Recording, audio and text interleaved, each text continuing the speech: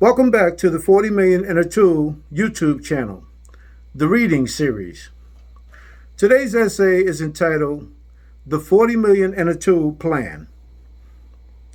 40 Million and a Tool proposes the use of information technology in all its power to secure for African Americans our birthright of wealth through a movement called SelfReparations. The cornerstones of this movement are rationale, recognition, and reality.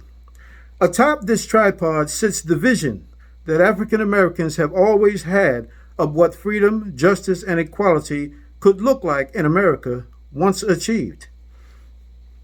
Rationale. Our ancestors were the labor force that produced the wealth of America and built its infrastructure.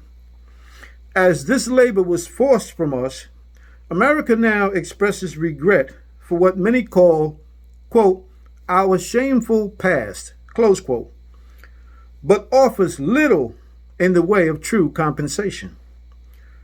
Were our ancestors equal partners and beneficiaries in this enterprise called America, they would have passed on enormous wealth to their generations of descendants, including us, just as many other Americans of past eras have done.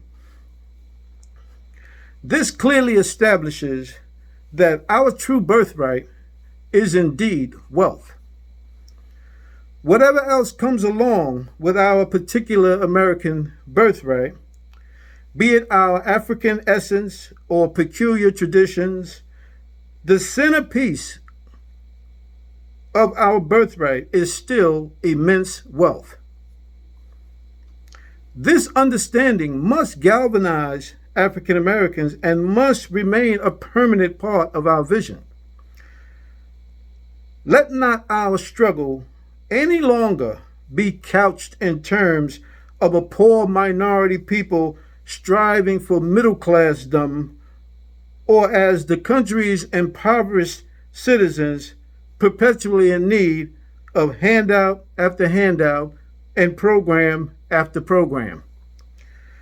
Today, these are merely smokescreens that keep our vision blurry and us expending our creative and wealth-building energies at anything and everything but our birthright as a people.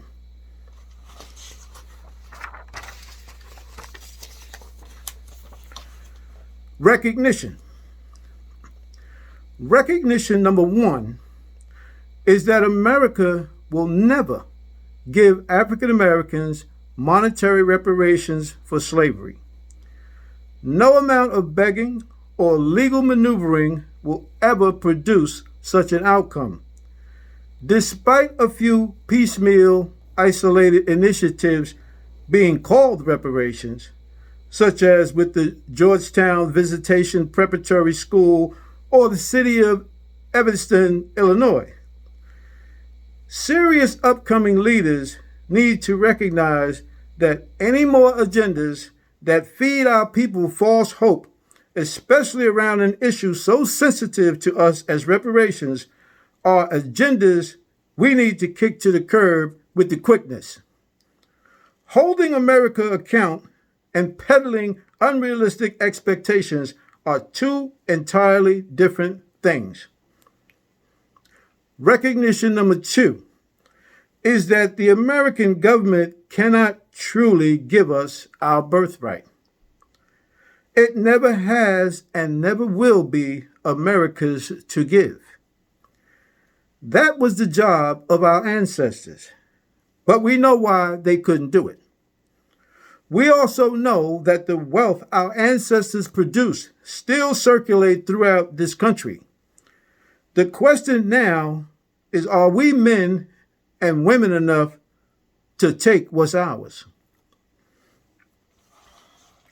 Reality. Remember 40 acres and a mule?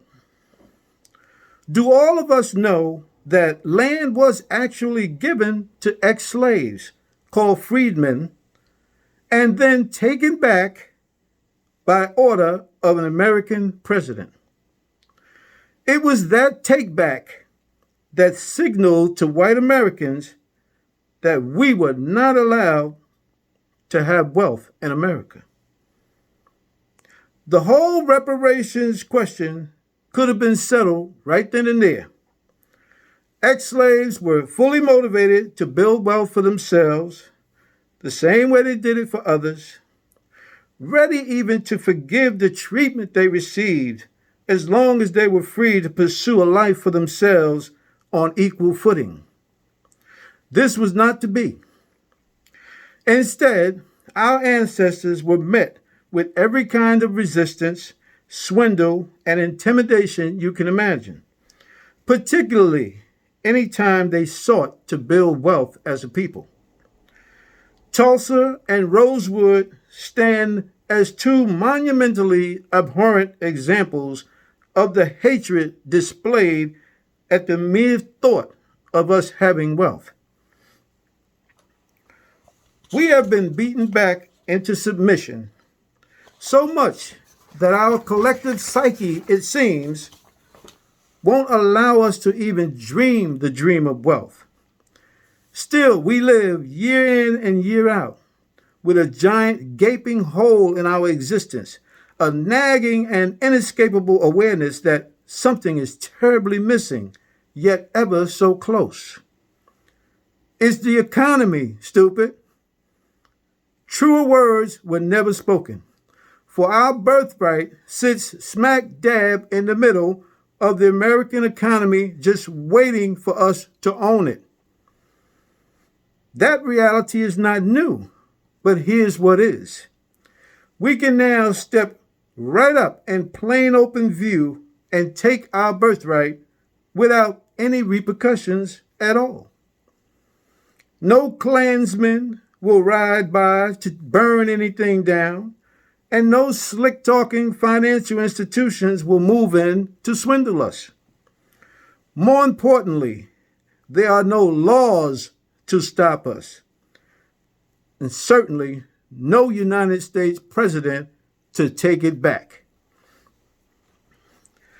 This is the reality that many of our people have died for and that the rest of us have been waiting for. All African Americans won't embrace a concept like 40 million and a tool. Many will take a look-see approach. Some may even denounce it outright, fearful of making waves. Well, that's nothing new. All slaves didn't get down with escape attempts or insurrections, even though all such moves were freedom-seeking moves.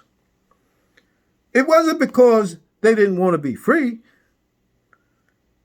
They were either too scared or truly believed that failure was certain. They wanted to live to see a better day. That better day is now. I call it self-reparations, and I trust that my people have not abandoned our ancestors' dream of wealth and true freedom. Self-reparations is African Americans taking their birthright of wealth out of the American economy and placing it in a fund that serves to enrich African Americans eternally. This will require African Americans to contribute $1 per week or $5 per month to the African American Slave Descendants Reparations Fund for all the days of their lives. These monies will be managed by a leadership council comprised of recognized and highly trustworthy African Americans to achieve goals including, but not limited to, 1. Devise positive strategies to build and maintain wealth. 2. Negotiate voluntary reparations payments from corporations and governments abroad. 3. Acknowledge whites for reparations and establish a mechanism for their support, monetarily and otherwise. 4. make 40 million and a tool an internet service provider, ISP, bringing low-cost cable and or broadband access to all African American households. 5. Provide assistance to elderly African Americans. 6. Establish at least 4 full-service insurance companies to serve African Americans nationwide. 7. Acquire holdings and or properties where appropriate and lawful. 8. Restore African Americans to good credit backed by the African American Slave Descendants Reparation Fund. 9. Provide entrepreneurial assistance to African Americans. 10. Provide emergency assistance to African Americans. 11. Move every African American household to financial security. And 12. Provide for the education of African American children and eventually guarantee African American children at least $1 million upon their 25th birthday with conditions.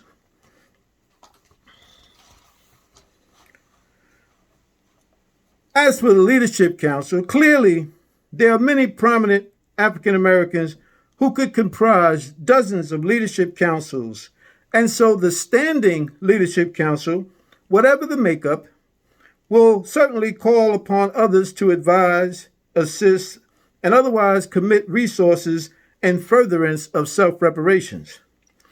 In addition to any such leadership council, there will necessarily exist an ever-growing council of elders, consisting of those who have long been engaged in our struggle and who yearn to pass the legacy into capable and unified young African American hands.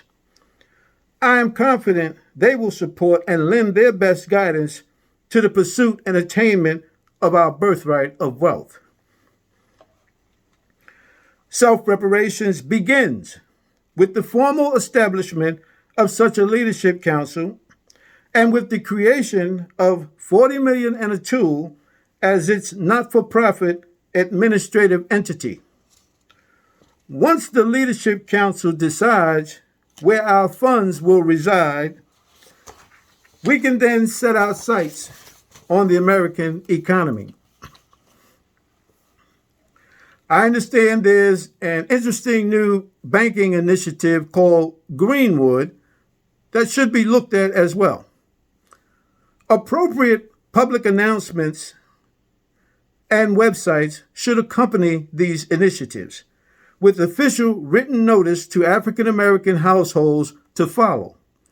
Each outreach shall contain contact information for further registration and involvement.